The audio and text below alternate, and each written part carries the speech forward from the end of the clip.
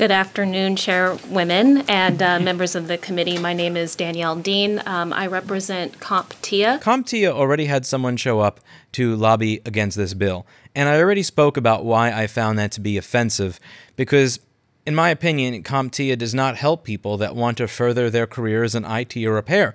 They have a certification called the A+, that is one of the most useless pieces of paper on earth. In 2014, when I took this test, because I wanted to become an authorized service center for certain companies, which was silly at the time, I saw questions about how many FireWire 400 devices you can daisy chain. There were many questions on that test that were genuinely useless and that will never, ever come up during my professional career, whether it was installing phone systems, doing camera systems, doing networks for local offices, or doing hardware repair. None of the questions I was asked on that test even remotely prepared me. But the fact that they were using such recycled junk, where they were asking how many FireWire, not even 800, how many FireWire 400 devices you can daisy chain, really cements to me that CompTIA, in my opinion, is about getting money from people to fill them with useless trivia so that it looks like to employers that you know what you're doing. Because a lot of employers with HR departments that are not tech savvy, they just need to see something next to your name. And for some reason, the A+ and these certifications are the thing next to your name. In my opinion, these certifications were useless and pieces of toilet paper 12 years ago, much less now. They're just absolute useless garbage.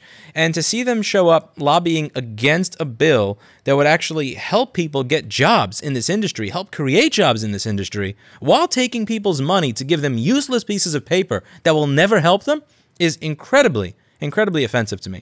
We're a nonprofit trade association that represents over 200 businesses within the IT and tech space. One of the reasons that I don't really like the word nonprofit much when used by businesses is that it immediately kind of programs you to believe that this is a nice business. This is a business that doesn't care about profit. They just care about helping people and humanity.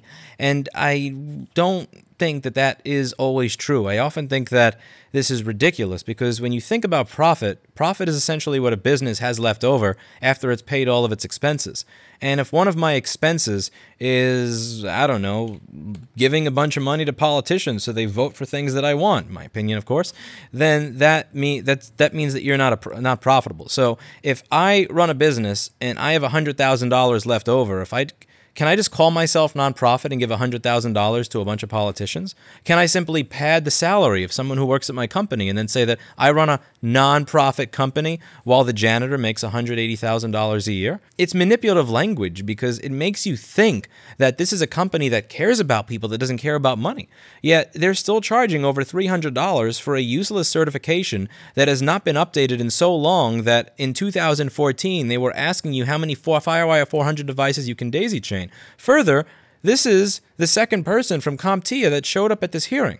Good afternoon. I'm Bill Ferdinand. I'm a lawyer with Eaton Peabody. I'm here today on behalf of our client CompTIA. So I think you have to be careful about which types of repairs that you want to allow just anybody to do. This is a small town, and so far we've heard from an attorney and a government affairs person. So you can afford to send a lobbyist and an attorney to this small hearing, but you're nonprofit. Just keep that in mind anytime you hear the word nonprofit. Think critically about that word nonprofit, because I'm a for-profit business. I love making profit. I think profit is great. And I am showing up with my little rinky-dink camera and my broken lens and my girlfriend Erica helping me carry my tripod and sitting in economy and, you know, not getting enough sleep because the flights that I got to choose from at the bottom of the barrel were the ones that didn't let me sleep in the airplane. And, you know, again, I'm a for-profit company. I love profit. I think profit's a great thing. I do not have $50,000 to give as campaign contributions to all these different politicians. So just, and one of the things I see mentioned in a lot of the comment section is, you know, screw capitalism, damn capitalism, blah, blah, blah. I am a capitalist. I genuinely, I'm a capitalist. And many of the people who show up at these hearings are capitalists. The problem is that there are different classes of capitalists. There are capitalists who are productive and add value to society, and there are capitalists who are rent seekers. And one of the things that I think I find the most offensive about this in general is that CompTIA, in my opinion, is a rent seeker. They have a certification that came out over 20 years ago or so. It's virtually useless today. Hell, it was virtually useless 12 years ago, but they know that a bunch of companies with HR departments that are not tech savvy still see, oh, CompTIA, big industry, A+ certification. Yeah, let's make sure our employees have that. And they're just, they're just milking it and, getting as much money off of that as they can. It's one thing to be a rent seeker, but it's another to be a rent seeker that then screws with productive people. And just be happy that you're rent seeking and stay over there.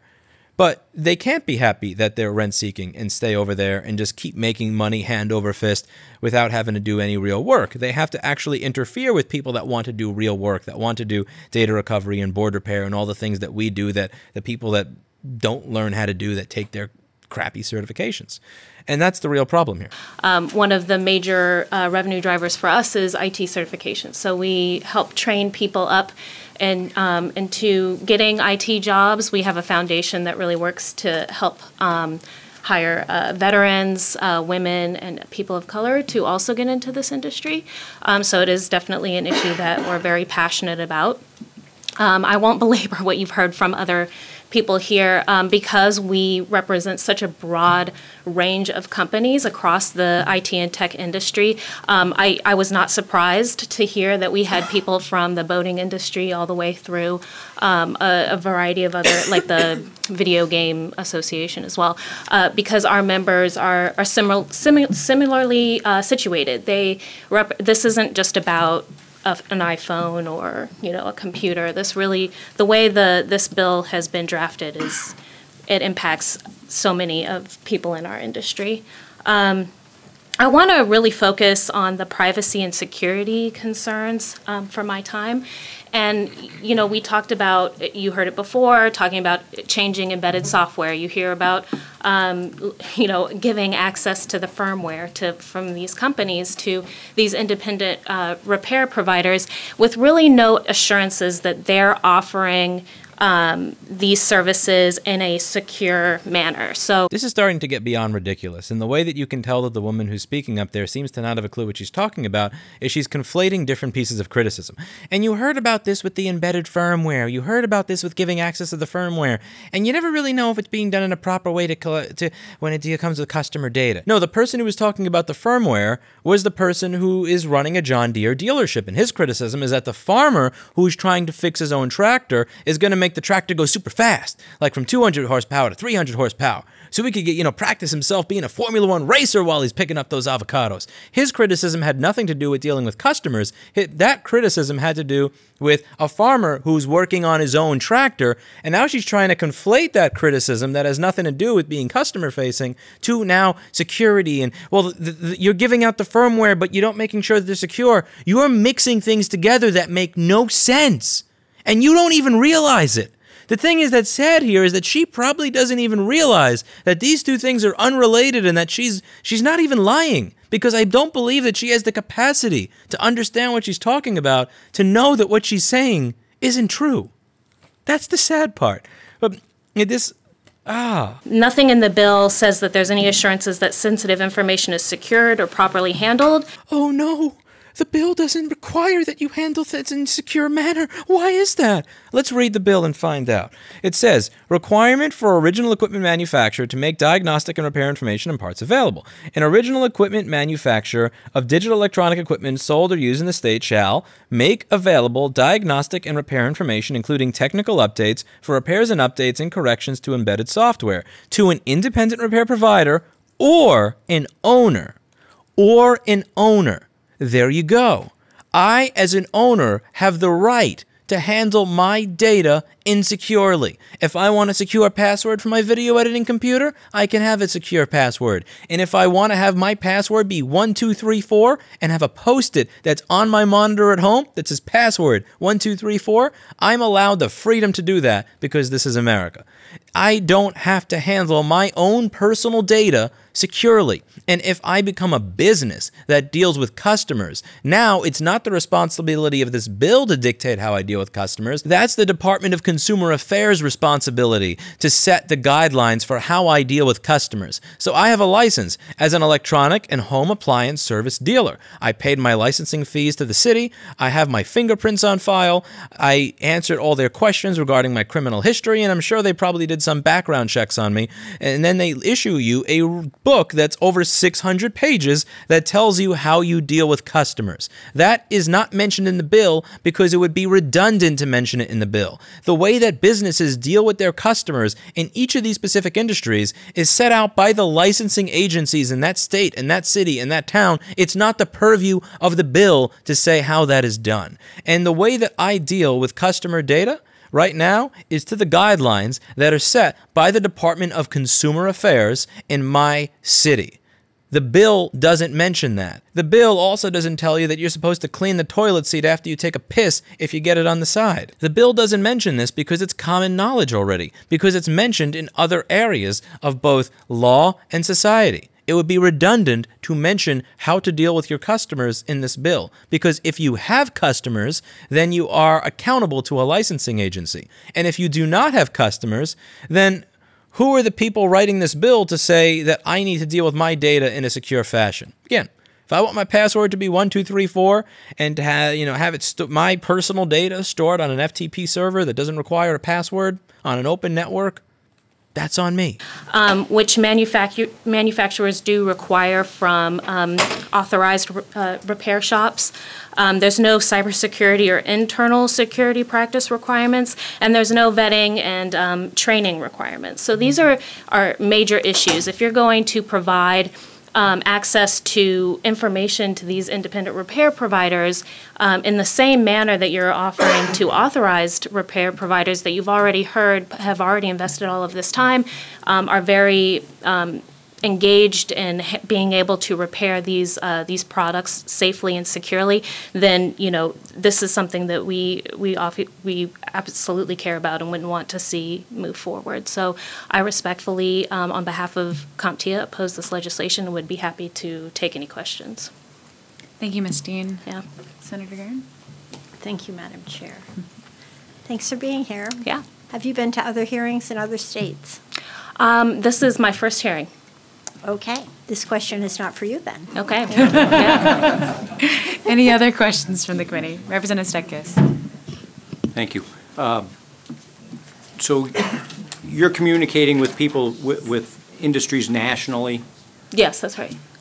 Do you have a perspective on if Maine was the only state to pass a piece of legislation like that, would that positively or negatively impact our business climate in your types of industries?